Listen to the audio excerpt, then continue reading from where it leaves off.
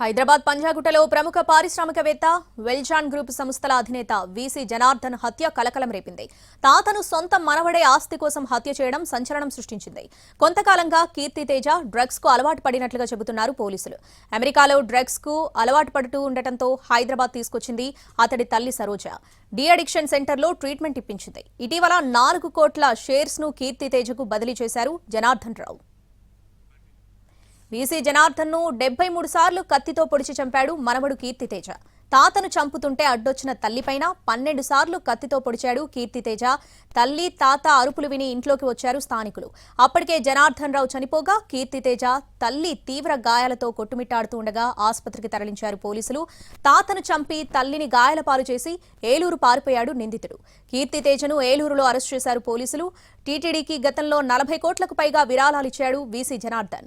ప్రముఖ వెల్జాన్ కంపెనీకి చైర్మన్ గా ఉన్నారు. 100 కోట్ల రూపాయల ఆస్తులు ఉన్నట్లుగా చెబుతున్నారు పోలీసులు.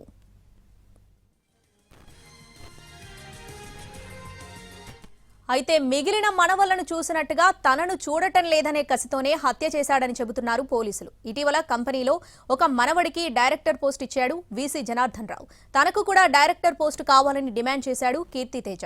మనవడి చెడు వ్యసనాలకు చూసి డైరెక్టర్ పోస్ట్ ఇవ్వలేదు జనార్దన్ రావు. అమెరికాలో ఉండి ఇటీవలే హైదరాబాద్కు వచ్చాడు కీర్తి తేజ.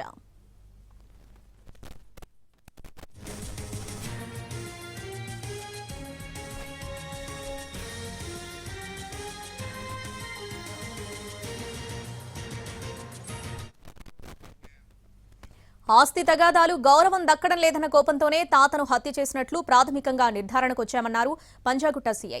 తల్లి సరోజిని దేవిపై కూడా దాడి చేశాడని, ఆమె పరిస్థితి కూడా విషమంగా ఉందని చెప్పారు. హత్య ఘటనపై కుటుంబ సభ్యుల నుంచి వివరాలు సేకరిస్తున్నామంటున్న పంజాగుట్ట సీఐతో మా ప్రతినిధి రవి ఫేస్ టు ఫేస్.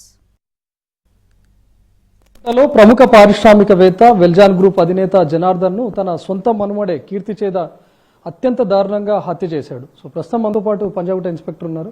ఎందుకు మనవాడు అంత కిరాతకంగా హత్య చేయాల్సి వచ్చింది? ఇది మాకు గురువారం రోజు అంటే 6వ తేదీ నైట్ సుమారు 11 గంటల ప్రాంతంలో డయల్ 100 కాల్ వచ్చింది. ఆ కాల్ సారాంశం ఏమిటంటే ఇట్లా స్టాబ్ ఇంజరీస్ అయినాయి అని చెప్తే ఇమీడియట్గా టీం అరైవ్ అయింది. ఆ తర్వాత అక్కడ ఉన్న పరిస్థితులు బట్టి అక్కడే చనిపోయి ఉన్నారు ఆయన. మా ప్రాథమిక విచారణలో వాళ్ళ డిసీజ్డ్ పర్సన్ వాళ్ళ కూతురి ఆయన సరోజిని దేవి గారి కొడుకు కీర్తి తేజ ఈ అత్యంత అంటే మల్టిపుల్ టైమ్స్ స్టాబింగ్ ఇంజురీ చేసి చంపినట్లుగా తెలిసింది. ఆ స్టాబింగ్ ఎందుకు చేసిండు అని ఇప్పటి వరకు ఉన్న మనకు సమాచారం ఏంటంటే, ఆయనకు చిన్నప్పటి నుంచి అందరినీ ఒకలాగా చూసిర్రు, నన్ను ఒకలాగా చూసిర్రు, నాకు సరైన రావాల్సిన గౌరవం నాకు రావట్లేదు, ఆస్తులన్నీ పంపకాలు అనేటి కరెక్ట్గా జరగట్లేదు అని అన్న కోపంతో గ్రడ్జ్ పెట్టుకొని చంపినట్లుగా ఇప్పటి వరకు మా విచారణలో తెలిసింది. దాదాపు కత్తితో 72 సార్లు 73 సార్లు వరకు పొడిచి చంపినట్లుగా తెలుస్తోంది. అడ్డొచ్చినటువంటి తల్లి సరోజిని దేవి పైన కూడా స్టాబింగ్స్ ఉన్నట్లుగా తెలుస్తున్నాయి. తనకు కూడా దాదాపు 12 వరకు కత్తిపోట్లు పడినట్లుగా తెలుస్తోంది. ఇది మల్టిపుల్ స్టాబింగ్ ఇంజరీస్ ఉన్నాయి. మనము పిఎంఈ రిపోర్ట్ వచ్చిన తర్వాత ఎగ్జాక్ట్ అది తెలుస్తుంది వాట్ వాజ్ ద నెంబర్ అనేది. స్టాపింగ్ ఇంజరీస్ అయితే మల్టిపుల్గా ఉన్నాయి.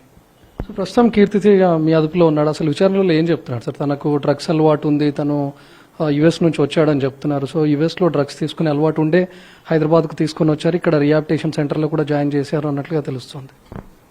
కీర్తి తేజ ప్రస్తుతం జ్యుడిషియల్ రిమాండ్లో ఉన్నాడు. అతన్ని పట్టుకొని అరెస్ట్ చేసి కోర్టుకు పంపించడం జరిగింది. కోర్టు వారు అతనికి రిమాండ్ విధించారు 21st వరకు. డ్రగ్స్ అలవాటు ఉంది లేనిది అనేది తెలుసుకోవడం కోసం మేము అతని బయాలజికల్ ఫ్లూయిడ్స్ని ల్యాబ్కి పంపించినాము. మేము ఆ రిపోర్ట్స్ కోసం వెయిట్ చేస్తున్నాం. సార్, స్టాబింగ్ చేసే టైంలో ఎవరైనా ప్రత్యక్షంగా ఉండేది సార్? ఆ ఇంట్లో పనిచేసే సిబ్బంది కానీ లేకపోతే ఇతరత్ర కుటుంబ సభ్యులు వాళ్ళు ఏం చెప్తున్నారు సార్? ఆ ఇన్సిడెంట్ అప్పుడు తేజ వాళ్ళ మదరు, వాళ్ళ తాతయ్య అంటే డిసీజ్డ్ పర్సన్ లోపల ఉన్నారు. అంటే వాళ్ళ మదర్ చెప్పిన వర్షన్ ప్రకారం నన్ను తేజ కాఫీ తీసుకురమ్మని చెప్పి లోపలికి పంపించిండు. నాకు సడన్గా నాయిస్ వినపడేసరికి నేను వచ్చాను.